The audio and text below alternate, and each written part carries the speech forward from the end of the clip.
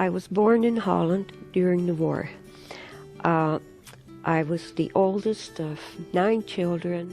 My mother was manic, severely manic, and I was severely abused as a child. So I have 2 ways. Most of us come through this world with what we've learned in our family.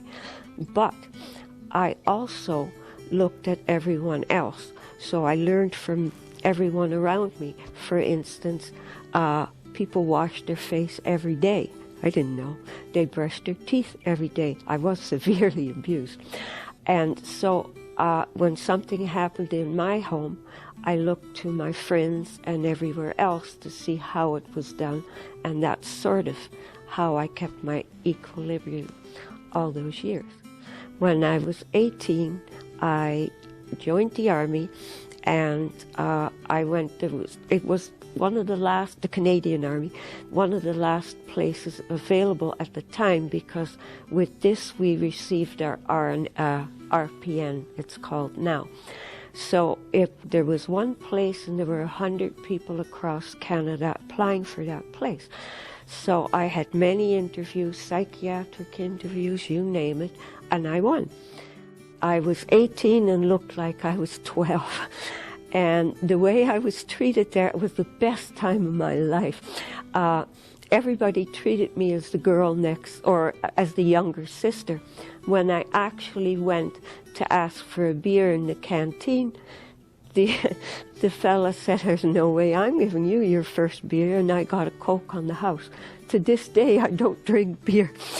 When I quit the Army, I decided I had to do something like a teenager. I didn't want to drink, I didn't want to swear, there were no drugs, so I took up flying. That was kind of good, except I married my instructor. Now, having been abused as a child, unfortunately, I was abused there also. I got out of that marriage after 18 years. I thought I'd give it a try, and it was affecting my children. So I got out of that, and I'll tell you, nobody ever abused me again.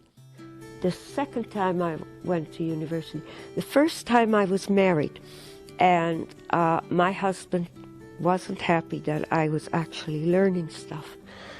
And that was part of why my marriage broke up. The problem was, of course, when I got divorced, I was supporting 3 kids on my own and couldn't afford the university. However, finally I did get some money together I had many jobs. I didn't want to go on welfare. After all, I was perfectly normal before I married him. Why couldn't I support myself then?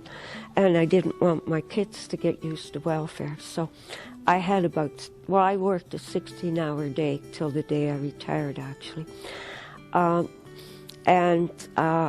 During breaks at night, I was able to go to university. The second time around, they did have a department for what I call the CRITs, the learning disabled people, and that was helpful. And I was told I'd never get a degree, so I got a degree, and it was in forensics, and it was a good course. I didn't continue that because there were younger people that really did need the course, and I didn't want to be unfair. So I just got a degree in sociology. And then I got a degree in, what was it? Oh yeah, research. I got a specialist in that because, hey, I thought I'd been doing research my whole life. I might as well continue. I did what I did well.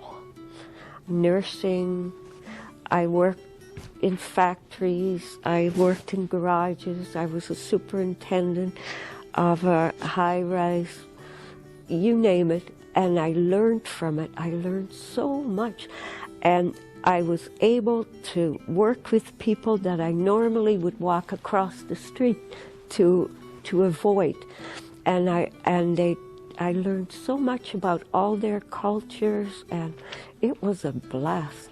So I would think that would be my accomplishment. Okay, how about in your personal life? I survived. Now that I've taken all my courses, and as I say, I'm on my 4th degree, I realized my chances were -10 of surviving. And I survived extremely well. And I've been able to help many other people. And I'm happy.